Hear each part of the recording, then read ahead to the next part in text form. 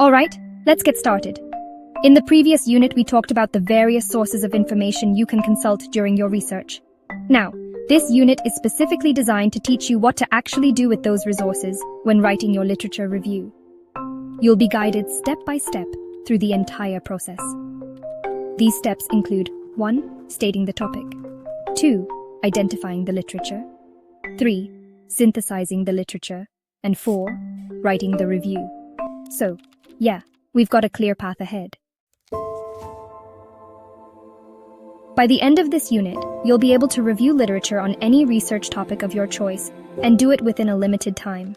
That's the goal here. So let's talk about what a literature review actually is.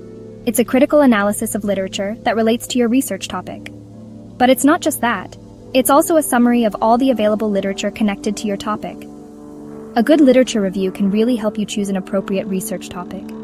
And based on what others have done, you'll be able to prepare a solid research plan and come up with reliable objectives, research questions, and even hypotheses. It also helps in designing the right research methodologies and picking the best data collection instruments. Now, here are some questions you might want to think about as you develop your literature review. What is known about the subject? Are there any gaps in the knowledge of the subject? Have areas of further study been identified by other researchers that you may want to consider? Who are the significant research personalities in this area? Is there consensus about the topic? What aspects have generated significant debate on the topic? What methods or problems were identified by others studying in the field, and how might they impact your research? What is the most productive methodology for your research based on the literature you have reviewed? What is the current status of research in this area? And finally, what sources of information or data were identified that might be useful to you? Alright, so the next step is literature identification. This means getting familiar with resources, whether they're print or electronic, and whether they're primary, secondary, or tertiary, that are relevant to your research topic. You also need to identify databases as well as open educational resources that you may need to use throughout your research. Now, there are some scholarly research search engines that might be really beneficial to you. These include Academic Info, National Archives, BASE, Cite2Ulike, ERIC, Google Scholar, Infomine, Infotopia, LibGuides, RefSeek, and the Virtual LRC. You can find all the links mentioned here in the description section of this video. In the previous unit, under Information Sources, you saw a list of sources that can assist with your literature review. And in the next 2 units, we'll be diving into databases, including open access databases, for your literature search. Once you've identified a relevant database, go ahead and start your search using a well-defined descriptor based on past works in that field. Titles and abstracts can really help you find good descriptors. You'll notice that as you continue your literature search, you might need to redefine your topic, especially if it started out a bit too broad. Also, during your search, you may come across theories that could serve as a theoretical framework for your research. And don't forget, as you work, be sure to use a citation manager of your choice. Citation managers are, honestly, vital tools in research. They make referencing at the end of every research project so much easier.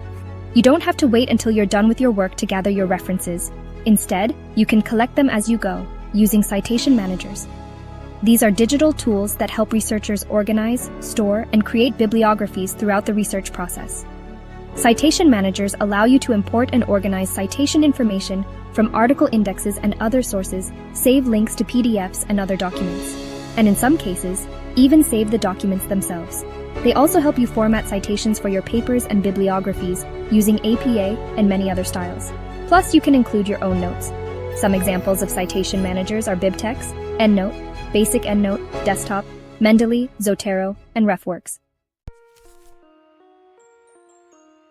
So once you've gathered all your relevant literature, the first thing you should do is skim each article to get a general idea of its purpose and content. This initial skimming will help you group the articles into categories, like topics and subtopics. As you read each article, make sure you decide on the format in which you'll take notes. Also, define key terms and pay attention to how different sources define them. Select useful statistics and quotes as you go. And remember, every quote must come with a page reference. Evaluate each article by focusing on its strengths and weaknesses. This helps you move beyond just summarizing and into critically analyzing what you read. Be sure to critique the research methodologies used in the studies and distinguish between assertions and actual research findings. As you read, keep an eye out for major trends or patterns that might lead to generalizations across studies. It's also really important to take note of inconsistencies across studies.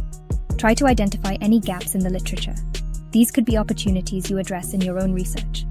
Also, observe the relationships among studies and use that to frame your discussion of the literature. Stay focused on your topic while reviewing articles, and make sure the ones you include are directly relevant. Finally, evaluate your references for both currency and coverage. Your reference list should be up to date and include the most current work. A typical review should cover the last 5 years, but of course, landmark studies that have significantly shaped your field can also be included. When reading through the literature, the notes taken may be, well, a bit disjointed. Now, with your focus on your purpose and putting into consideration your opinion on the topic, reorganize your notes. First, create a topic outline for your argument. Under each outline, let your readers know your own line of argument. Then your narratives, those extracts from your notes, should explain and justify your line of argument. You must recognize and take note of differences among studies as you build up your arguments. Indicate also areas that may need more research and describe relevant theories. Discuss the relationships between studies and its role in the advancement of the present study. You should do a quick summary, draw conclusion, and write implications. You should also suggest specific directions for future research. Remember to use relevant statistics and quotes to flesh up your outline. Start the writing of your review by indicating the broad problem area while avoiding global statements. Then justify the need for the review. In other words, why is the topic being reviewed important? It is always good to use research findings of other studies, but other sources of information are important and must be distinguished from research findings. You can refer your readers to other reviews on issues that you may not be discussing in detail. You should cite separately results of previous studies that are inconsistent. Don't forget to cite specific and relevant references used. Developing a coherent essay for coherency provides an overview at the beginning of a long literature review. Alright, so at the beginning of a review, you should clearly state what the review will or will not cover. It's really important to let your reader know your point of view early on in the review. Your essay must be clear and cohesive, integrating all the key details of the literature while at the same time communicating your own perspective. For longer reviews, it's helpful to use your topic outline with subheadings to keep things organized. Make sure there's a smooth transition between sections to help trace your argument effectively. If your topic cuts across disciplines, then, well, you should review studies from each discipline separately. Always provide a conclusion for your review. And remember, your review may also lead to a research question. So, yeah, keep the flow of your argument coherent throughout. Self-assessment exercises. So, here's a question for you. How would you describe a literature review? A. A summary of all available literature that are related to your research topic. B. Critical analysis of related literature to research topic. C. A critical analysis and a summary of all related literature to research topic. D. Systematic search for knowledge and information contained in resources of the library on a particular topic or theme. Alright, now let's test your understanding a bit. So, which of the following is the basic step in a literature review? Is it A. Literature identification, research design and methodology, analyzing the literature, synthesizing the literature? Take a moment to think about that. Alright, so let's go over the steps again. Literature identification, questionnaire design, analyzing literature, and then, synthesizing the literature.